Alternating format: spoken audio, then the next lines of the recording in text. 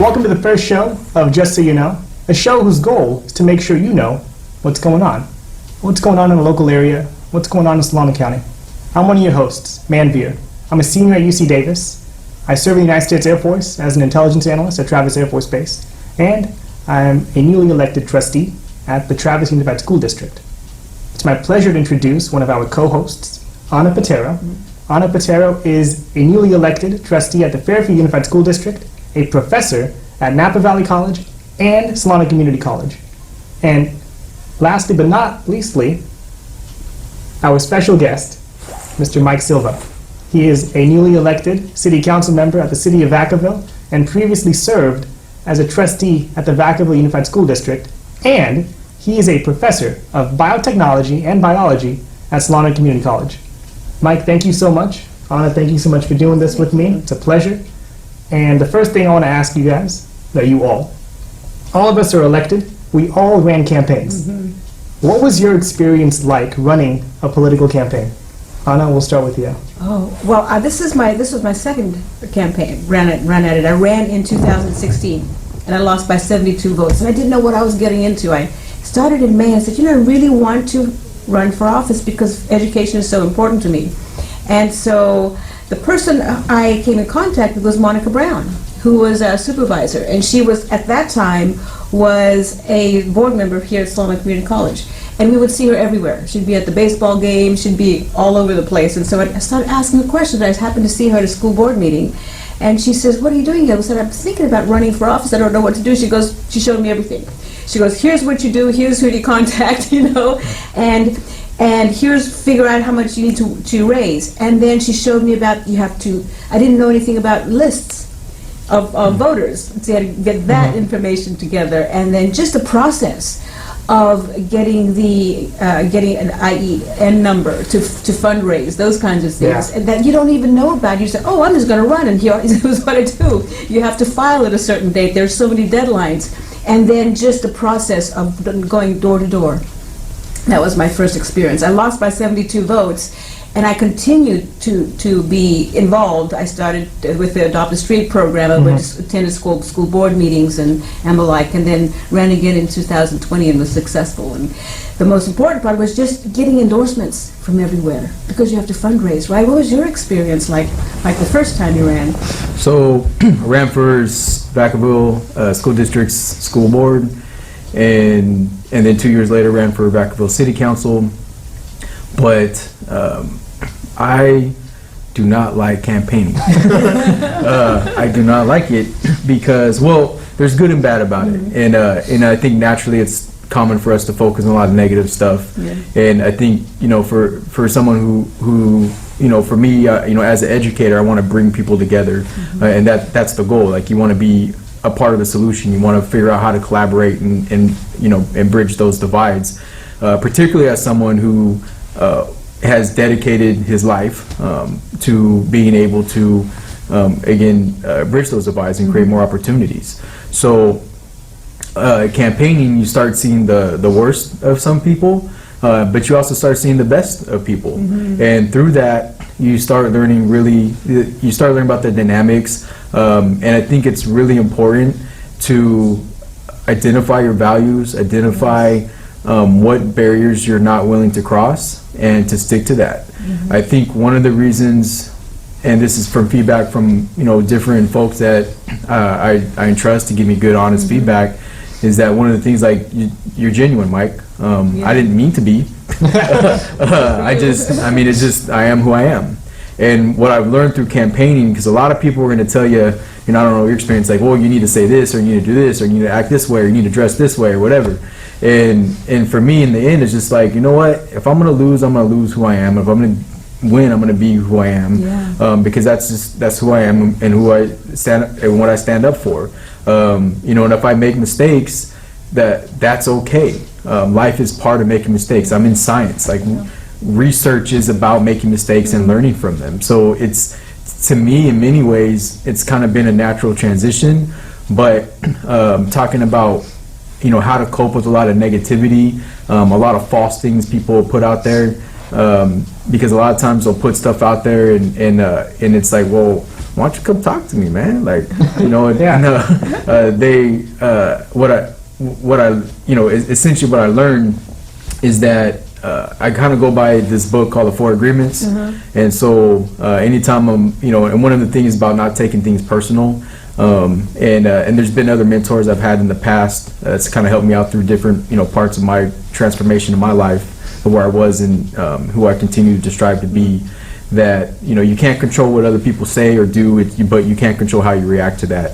And, you know, for instance, and I'll just kind of finish up at this point, you know, me and my son, he's 11 now, and I have 2 boys and a daughter who's older.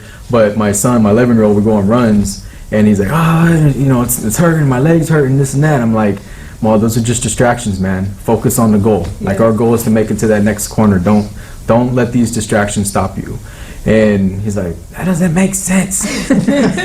I'm like, just keep pushing, man. You'll get there. You got to meet the goal. Don't let these distractions stop you from meeting your goal.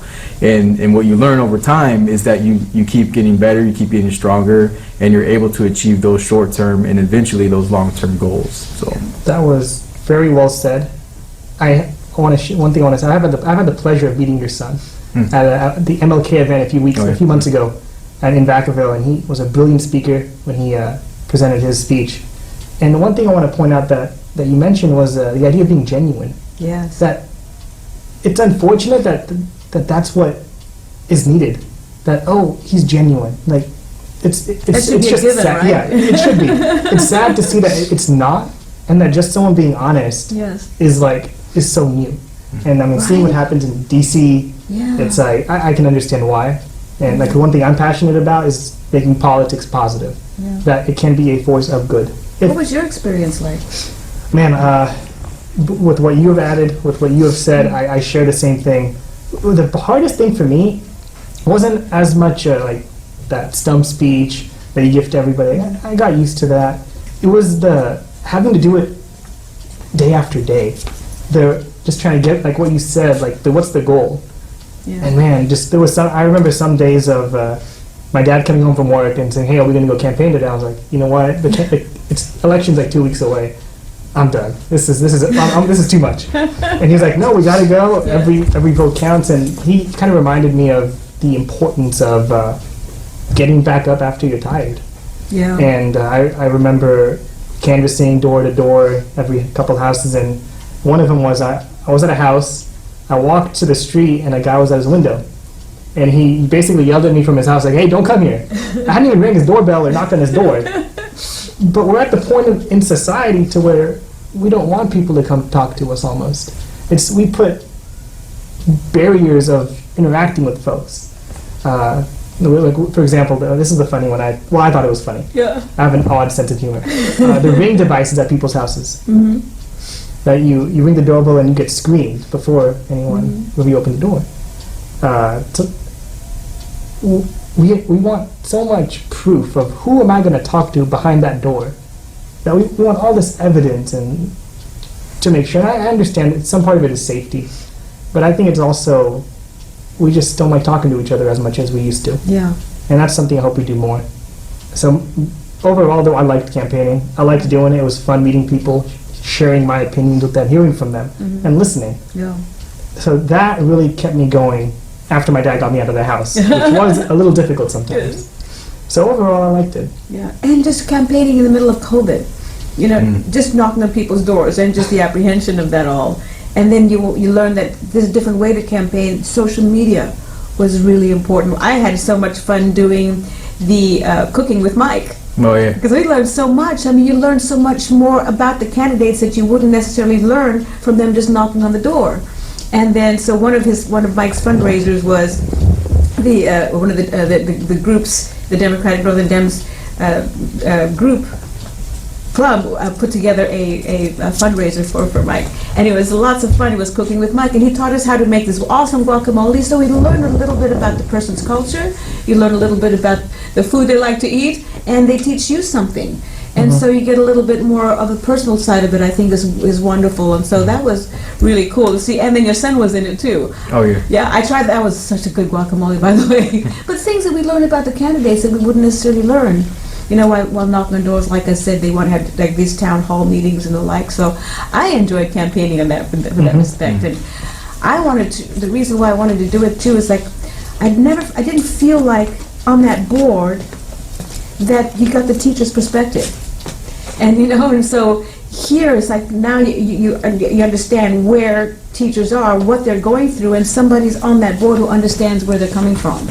Did you feel like that too when you were on the Vacaville school board, that you could relate to a lot of the teachers because you were a teacher and had a special insight?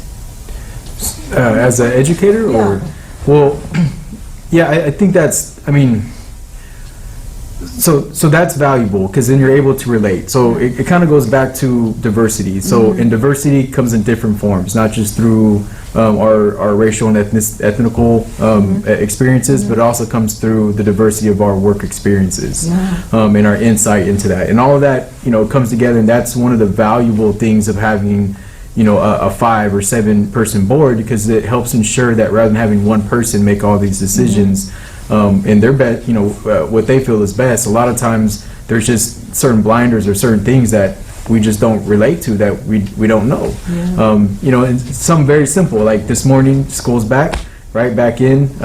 We chose to send our both our boys back that are still in school, and so normally I walk them because I just live 2 blocks away from Markham, and so normally I walk them, but this morning, just because we had stuff to do, I dropped them off, and my experience dropping my son off walking versus going through parking and all the traffic and whatnot is completely different. I'm like, oh, what the? We got a lot of changes here, right? going on. Yeah. So and that that's just actual how we set up structures and what we support, what experiences we go through, that when we're making decisions, we're ensuring that it's informed and we're giving its due diligence, and really being able to be a part of the team that we support, which is really the staff, because they're the ones who we're entrusting to make everything work, and we bring in their expertise with the mindset that we are there to help represent the public. So as a conduit to all of that, that's why our titles are trustees, right? And because we've been entrusted with their sacred vote to ensure that we bring in those diverse perspectives that they voted for, when those decisions are made. So, but yeah, so as far as teaching goes, I think it's an important piece. I think one thing that I see a lot of, I really have to speak on this because there's people have the right to unionize, and I see a lot of focus on teacher unions are bad and this and that, and then but teachers are good, and so again a lot of this divisiveness that's going on and pointing fingers, and not everybody's the same, not all teachers view things the same, and in reality what we've been through the past year, that there's additional challenges and there's a lot of things to consider and go through, and everybody's doing the best that they can, but to continue to vilify those who obviously we want and need to help foster the development of our kids, that's just something that we just really need to constantly evaluate, in my opinion. And I think so for example, when I hear comments, when I hear certain comments, I think about my son, both of them really. So I think about my boys. I think about my daughter, and they say, oh, he's such a because focus a lot of times on Giovanni because he's in the middle age. My daughter's 21, so she's living her life, doing her good thing, and proud of her. My little one's still trying to figure him out. But both of them, they all have their own character, their own uniqueness, and it's always you did a great job raising them. I'm like, I didn't do anything. In reality, there's certain sayings, certain vocabulary. I don't talk like that. I don't know that. Those are things that he learned from school, and those are things that he learned from his educators. Those are things he learned from the custodians. Those are things that he learned from the office staff. Those are things that he learned from the aides and the yard staff. So. And as well as his peers and their parents through those different friendships, and so all of that obviously it's something that we value. Otherwise, people wouldn't get so upset about it. But again, you mentioned about conversating, understanding where people are coming from, and respecting how we navigate through all that, I think is key. And and things are moving forward. Everybody's doing the best they can. Yeah. So many good things and so much to unpack. And if I had an hour or 2 hours, I would go into every one. And I'm glad you mentioned going back to school and the importance of educators and all the staff involved in education. Just so you know, Professor Petero was my professor at Napa Valley College for speech and debate. And she's one of the reasons I can make a coherent sentence while speaking and not stutter over myself. And going through high school, there's some amazing individuals, Mr. Kenyon, Mr. Tipton, who were really impactful in my life. So getting kids back to school is so important. And then the other point you made about unions. In this day and age, after COVID, the gig economy, there's a massive restructuring going on. And there's a pull and push of how is our economy going to look like in 5 years from now, 10 years from now, with so many disruptions happening. But I will say unions are important because I'm an economics major, so one thing I think about like how businesses and how it works, and if I have the ability to make a profit, I will take it. What that might be at the cost of my workers. Yeah. And the union is there to prevent that from happening, to ensure accountability on the owner. So it's really important. It's a balance, right? Mm-hmm. Yeah. From how Mike was saying that he learns words from his kids that they learned at school. You bring a different perspective too as a student.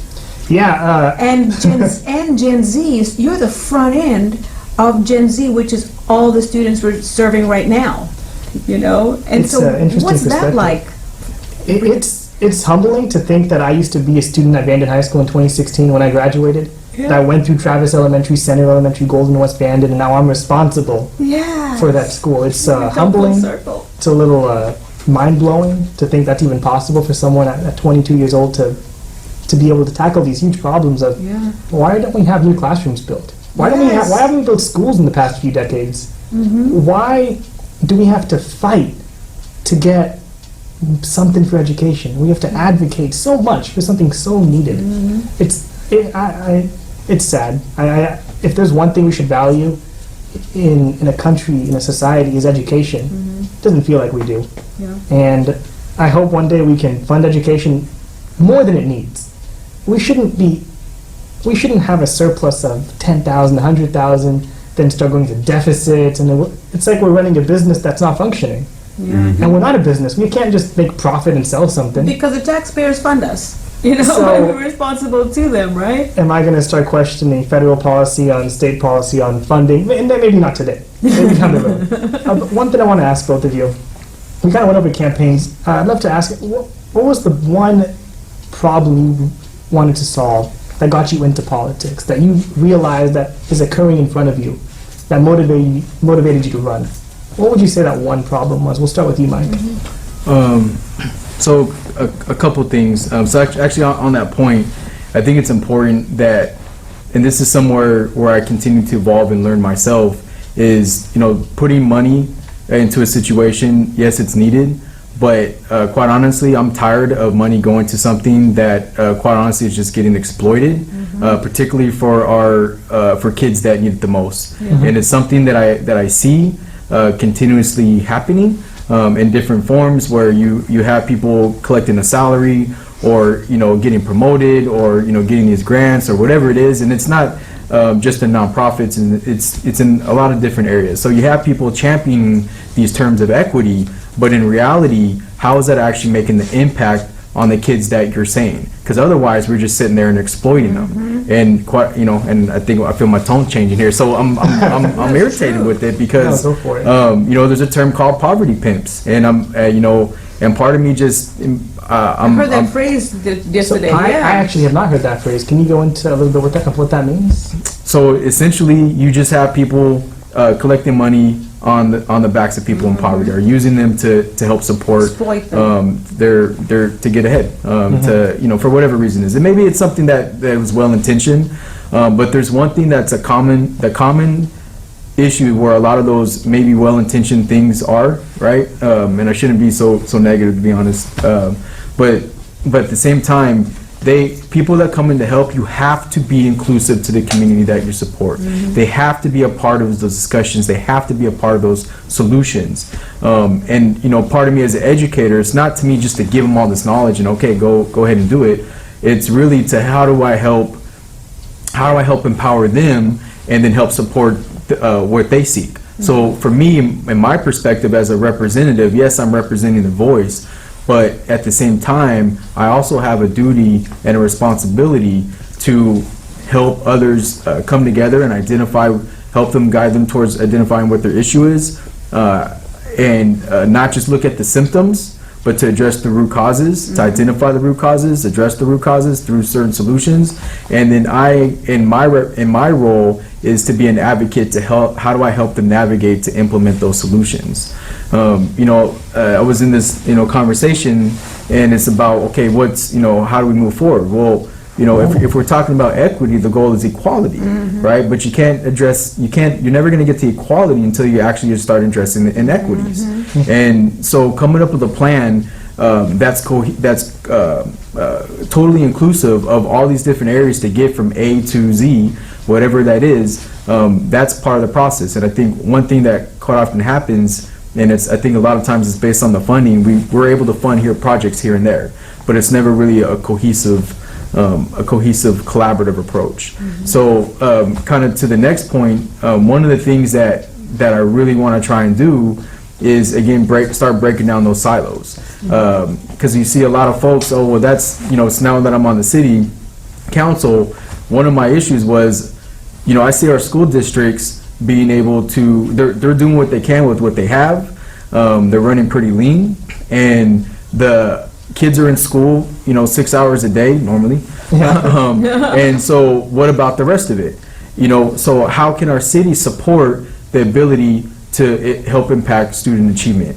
And, you know, and so this shout out to the Solano County School Board Association, not to like, you know, toot my horn, but when I was president of that organization for the past 2 years, I really wanted to find a way to bring us all to the same table. And I'm really appreciative of the 55 elected officials throughout Solano County who took out the time to start those first steps in starting to figure out how do we work together, how do we collaborate, again, to leave something better for that next generation, just as those have done before us. Yeah. And that's the key. Yeah. And I did notice your tone shift, but I don't think it's negativity. I think that's just you being genuine, and one of the reasons why people like you so much. So thank you for your genuineness. English is not. Thank you for not calling me angry, because I don't know how many times people say, "Why are you so angry?" I'm not angry. Passionate. You know, and that's another thing that we need to talk about in terms of equity. We all speak differently. And then we're taught to conform to a certain way of speaking. And then when people like us show up and we're running for office and we're in these positions, they're not used to that kind of tone because they haven't seen it before. And then when we share it, they go, I don't know about that. I don't know if I like it. But you know what? That's because you haven't heard it. We've heard you all of these years, and you've told us this is the way we speak and conform, but that's not the way you talk to us. You know, and so I think we should embrace this passion that we have, because we come from different cultures and they're just as valuable, and that's why we need equity and ethnic studies in school, which, by the way, just passed yesterday by our state legislature, guidance for ethnic studies. And like what Mike was saying, when we teach our classes, we need to talk to our students about how does this class relate to my life. You know, that was something I try to tell my students is like, you're taking this class to learn to enhance your critical thinking skills. You need to run for office. You know, Manveer was on the student. Yes, and Manveer was on the student body. I said, you know the policy already. You know the rules. Now take it to the next level. No, I did. I have 3 students, former students now. One is in the city council at Napa. One's a vice mayor at Sassoon. You know, he is now at Travis Air Force Base, Travis Unified School District. And that's why it's so important. How does it apply to us? And to answer your question on why I ran, I just fundamentally believe that there are two tracks. Not everybody wants to go to college, nor should they go to college. I fundamentally believe that plumbers are the most important profession in the world. Do you know why? Because if none of us shows up to work, work still happens. But if the toilet doesn't work, nobody goes to work. That's a good point. You know, and so we need to talk about how important plumbing is, how important electricity is. You can't do your homework if you don't have electricity. You need an electrician to do that. And we need an academic track as well. I think those two are so important. And another thing that's so important is that we need to flip the script on how we talk about teachers. Teachers create professions. None of us would be here if it weren't for a teacher. Yeah. You know, we learned math from a teacher, we learned science from a teacher, we learned how to speak from a teacher, we learned history from a teacher. And yet the script has been flipped upside down. And I think that's so valuable to talk about. I mean, if you think about it, they're the talent, right? Parents go, I want to live in this school district because they have great schools. Well, why do they have great schools? Because the kids like that. The kids graduated, they do well. Well, how do they do? Why do they do? Because of the teacher in the classroom. You know, and then they go, and then like I was telling you with my former student, I learned, she comes to we share a student, and she takes my classes. She goes, Mike Sulu was one of the best professors I ever had. He taught us about inequities in medicine when it comes to people of color. It never dawned on me, and I'm a person of color. This included me into this book, got the book, I haven't read it yet, but I have it on my reading list. But that's what we do. And back to what you were saying in terms of sort of operating silos, look at the disparity that happened with COVID in terms of students having access to the internet. Some students had to come to school. Which ones were those? Because they have a hotspot. If the cities and the counties and the boards could get together and figure out how do we get free internet for our entire county, and each group puts in, you know, something like that. I think that's what we can all do together. And being on this Solano County School Board Association is great because you have a member of the school board on each, all of the Solano County, and what can we do to help better our county. And what he did before he left, Mike did, was introduce this training that we had, and we had a really good showing from the training on equity. And I think that's a start. And just having this conversation, I think, is important. And what can we do to disseminate that information?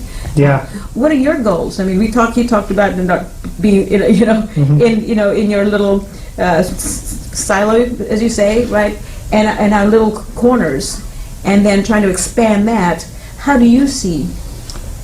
One thing that's really important for me is ensuring students have a high acumen of financial literacy. Yeah. That they graduate knowing how money works. I took economics, great class. I loved the teacher, Mr. Kenyon, great AP economics professor, or teacher. Yes. And learned a lot. Supply and demand theory. I learned a lot of economic theory. And a lot of my friends did as well, who took economics, AP economics. Either one, you learn a lot of theory. Yeah. But you don't necessarily learn, how do I buy a car after high school? If I don't want to go to college and I want to start working, I'm going to need a way to get there. And unless I'm going to walk or take a bus, I'm probably going to maybe not bike, which more people should do if we had a better transportation system. Is it a car? How do I get a car? Well, you might need a loan. Well, how do I get a loan? Yeah. I don't know. What's an interest rate? What's an APR on a loan? What is the difference between financing a car and leasing a car? Which one should I do? How much of a down payment should I make on the lease? Should I make a down payment? Insurance. And that's just on a car. Yes. Now, if you work, you might have to make money. Well, if you work, you'll make money. If you make money, you have to pay taxes. How much am I supposed to pay? Yeah. I don't know. Like, all that important stuff. That's so never true. covered. To get a loan, you need a credit card. You need a good credit score, maybe, probably. How do I get a credit score? I don't know. I graduated high school with so many questions, and I think the best place to address them is in the public school system. That's because brilliant. Unless you come from a background that knows that information, that knowledge, and they pass that down, if you don't, you're not going to get it, which is heartbreaking. Because if you don't get it in school, unless you major in finance, then you might get it. I'm in economics, and I'm sort of getting into the more practical aspects of finance, but not too much. As an economics major, we don't go too much into that. We're more theory-based, but if you're a finance major, you might. But if you're in anything else, it's going to be hard.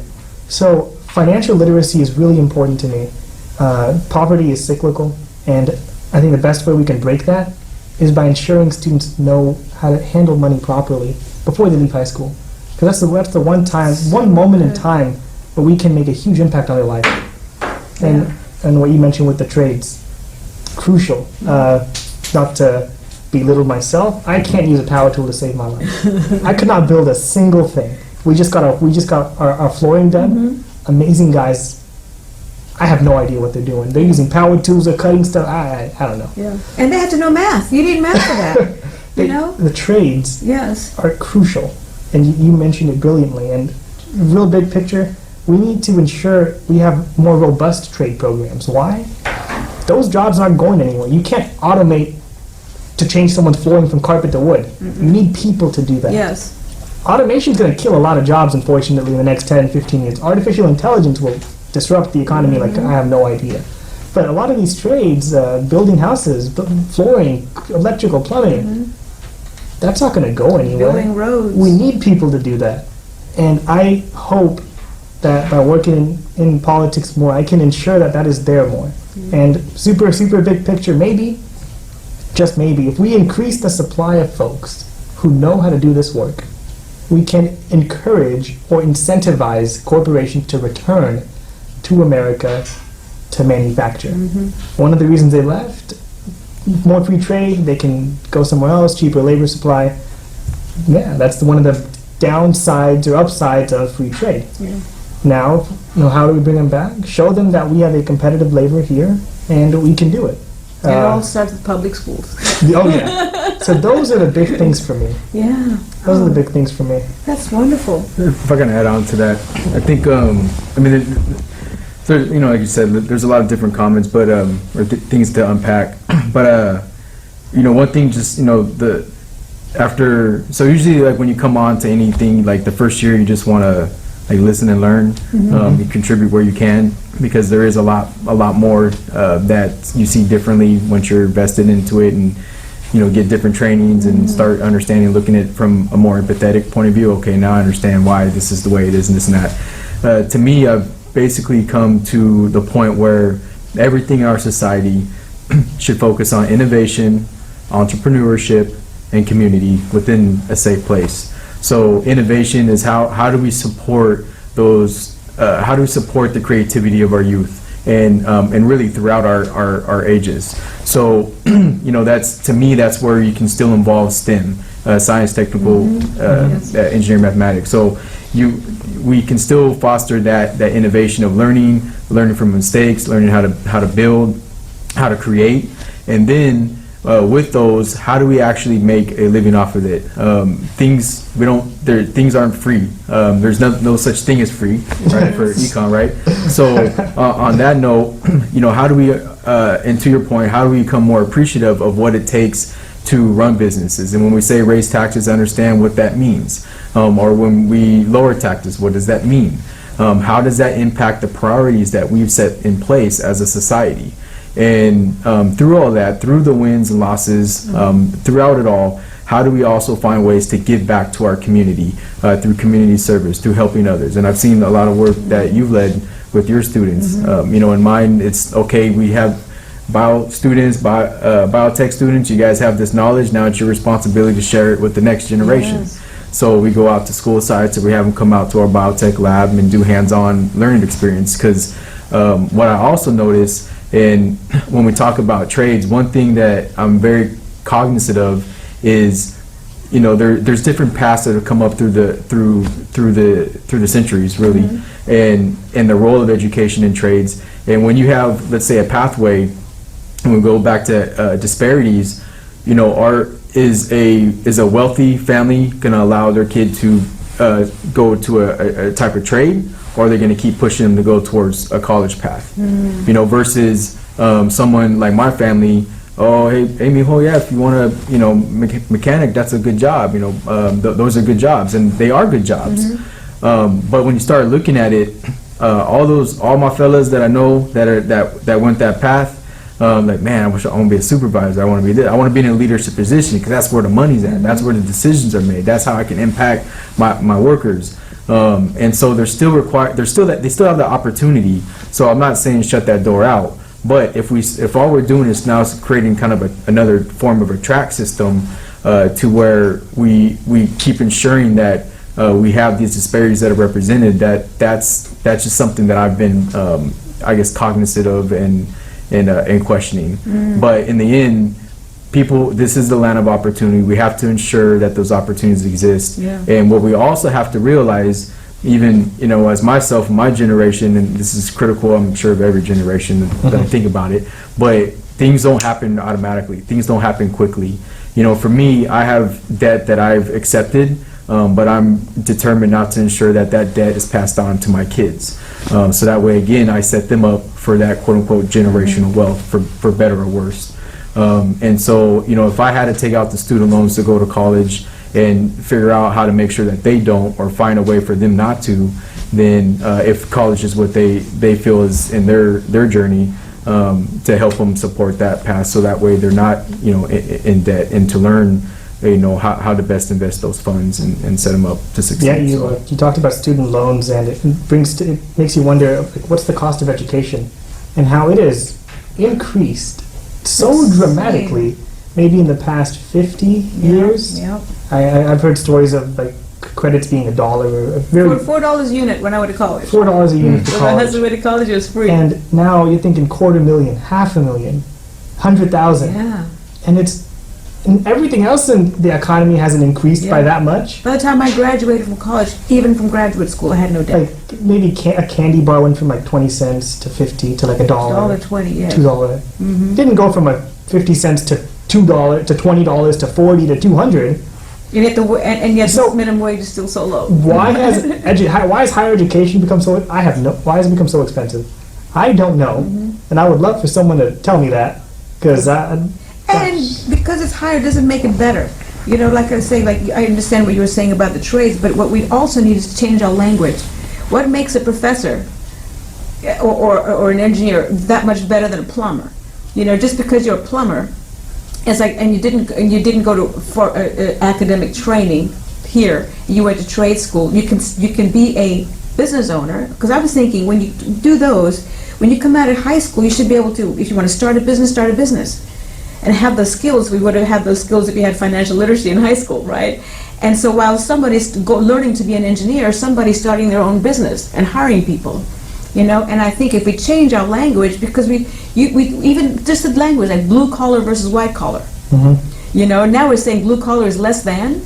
It's like if we turn it around and said, look, you wouldn't be where you are if I didn't build that for you. And if we change our language to say, to reflect that, then we have more equity, more equality, and valuing everybody's contribution, and not just some people's contribution. Because then we say, oh, these people are elitist. Well, of course they are, because they look down on these people, and we use words to that effect, as opposed to thinking that everybody contributes. Like Mike was saying, we all contribute together to make our society better. So one's not less than the other. One's better than the other, so why are we pitting one against the other? Yeah. And I think that some people say, because we don't want to pay some people as much. It's a great point. Yeah. And You went to school for 4 years to become an engineer with no experience, and this person's been working for 20 years, and they're telling us they're less than?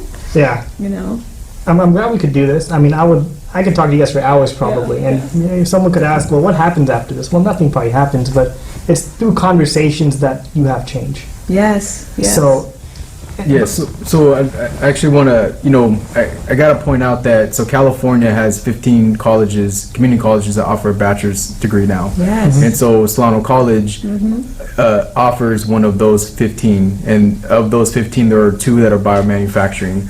And so the voters of Solano County voted to put in a bond that has been a benefactor of Solano College, particularly the biotech department. And we have one of the top state-of-the-art biotech labs, training labs in this nation, period.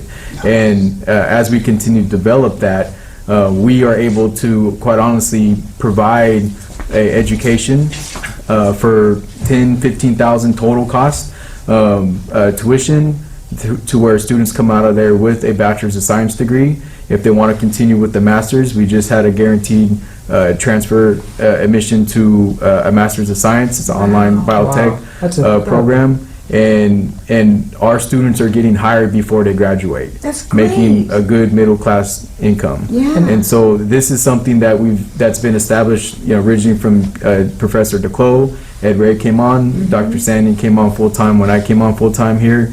And in reality, what this does is it provides another opportunity for for people to obtain an education, to obtain that job, and be able to build off of that as they move forward without submerging them in debt. Yes. And where are some places people have been, that some of the graduates have been hired from this program? So anywhere from Genentech to Bob Marin to Lonza. So throughout the Bay Area, we have people out of state that are working. And sometimes they're hired. A lot of times, traditionally, they're just hired with a certificate. And depending on the job demand, there's an issue. Currently, Vacaville, Solano County, Congressman Garamendi's office, we've been talking about, hey, how do we get these manufacturing jobs back here? So Vacaville's been leading the way in that, in their biotech initiative of how do we recruit more biotech companies to our area. Those jobs, if you look at the dynamic, a lot of warehouse jobs, it's like a 1-for-2 ratio. For every one job that they hire, there's another job that comes out of it. Well, in biotech, that umbrella term, for every job that comes in, that creates 8 more jobs. Because biotechnology is not just, a lot of people think, oh, it's like research or science. Like, well, yeah, there's a component of that. But depending on what area, it's a lot of different unique trade sets, skill sets that come together to form one cohesive thing that's there to not only help that only helps people make a good income, but you got to think the reason why that's there is because it helps impact people's lives. You're making medicines or making a product that's helping out our environment or helping out improve the well-being and health of others. And it's pretty I'm cool. glad you brought that up, and I know we're getting close to graduation season. Yes. So if anyone listening is graduating from high school soon, and you're interested in biotechnology, and you think university is way too expensive, because it actually is, I think. Come to Solano. Take a look at Solano Community College's biotech program. Yes. And as we come to a close, we're slowly exiting the pandemic. Things are beginning to reopen.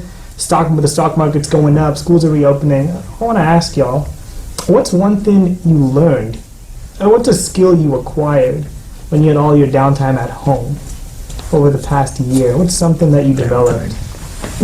Patience, Patience? empathy, and understanding.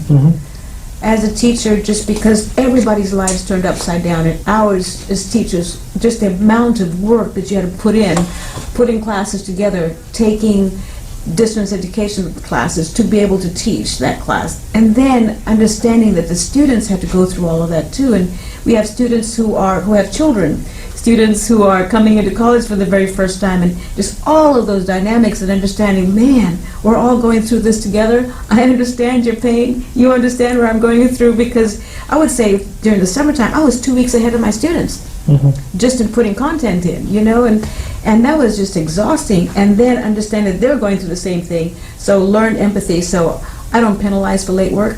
You take your time, you take care of your family, you take care of your health and your sanity, and I will adapt. And so those are the 3 things I learned. Patience and understanding. Yes, and empathy, boy. Because you had me as a teacher, you survived me. And so probably just hearing those 3 words are probably, what is that? I could have turned that in silently. I could have skipped it. No, I'm just kidding. What about you, Mike? There was no downtime. Man, it was intense because, from the teacher's perspective, from an educator's perspective, everything had to transition to a completely new format. Yes. I am a hands-on learner. I teach hands-on. My students learn hands-on. We teach lab. So making that transition to still find a way to set them up to still learn the best way they can, that's was and continues to be a challenge. But on the personal side, it really brought our family together in different ways. And I hear, unsettling news that, there's a lot of stress from others, but that, again, what I honestly felt, it really allowed me to add a lot of perspective. And, at the time I was on school board and I was hearing a lot of comments from parents, various community members. And, to be honest, I'm hearing them, I'm like, wow, like the concerns that they have are the exact same things that kids in my neighborhood, kids in my family, myself at certain points in my upbringing, those are things that we've endured for generations. And so the question is, how do we grow from that? A lot of people want things to go back. Driving to this campus today, there's traffic all the way back to Vacaville. Oh man! Like, all right, things are back to normal.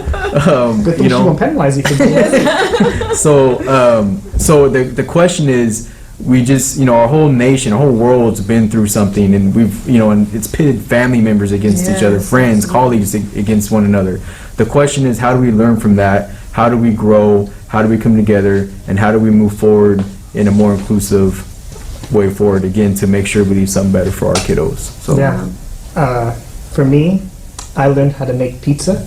yes. That's one thing I learned. I Let's see remember this. one day, so apparently you need yeast to make pizza. It's kind of an important ingredient. Should take my biotech I didn't class, know man. that. Yeah. So one day I was like, okay, I need to go get yeast. Where should I go? I should go to a store. I went to Lucky's. I didn't find it. I went to Lucky's. I went to Rayleigh's. They didn't have any yeast. I was like, where's all the damn yeast? I went to Winco. Nothing. I went to Nugget. Nothing. I went to the commissary on base. Nothing. I could not find yeast anywhere. So we're like, how do you make pizza without yeast? Well, I tried. That turned out to be a brick. Then we used yogurt. Yogurt kind of worked because it has some bacteria in it and it gets it to, I don't know, do the science things that it does to bake bread. So I learned how to do pizza. Mhm. And the other thing, With yogurt. yogurt, yeah. Does it taste good? It was nice. All right. Little more on the, little different. Mhm. But you put cheese on it, some veggies, and Hot sauce. hot sauce, barbecue sauce, and everything to kind of cover up it. And you get an edible dish that tastes pretty good. Yeah. And the other thing, I got more into making drinks. One thing for me, I'd love to open up a bar in the future. Oh, I'd like to own one. yes. And to manage it, to make drinks for people. It's just a nice atmosphere. Yeah. People are happy, having a good time.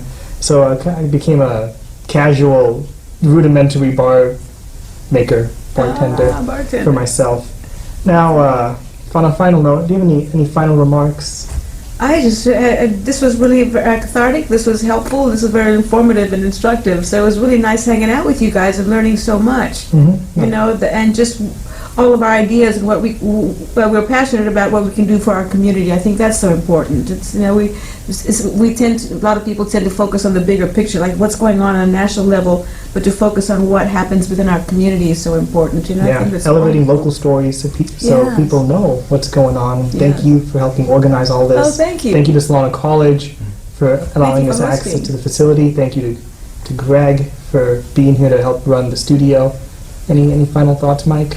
No, just, on those notes, so thank you all for taking the time out. I think it's, there is lots to unpack about a lot of issues, and one of the things we say in education is have a growth mindset, and I think that's evident and throughout all our ages and our experiences. How do we continue to learn? How do we continue to grow together? And the key word there is together. And I think as mentioned about being in this role, I think as long as folks focus on what's best for the community, then we'll be okay. And I think Yes. and as long as we keep it going back to the kids, especially when you guys are on the school board, if you keep the focus on the kids, what's best for the kids, everything will be okay. Yeah, thank you for that. Thank you. Thank you so much.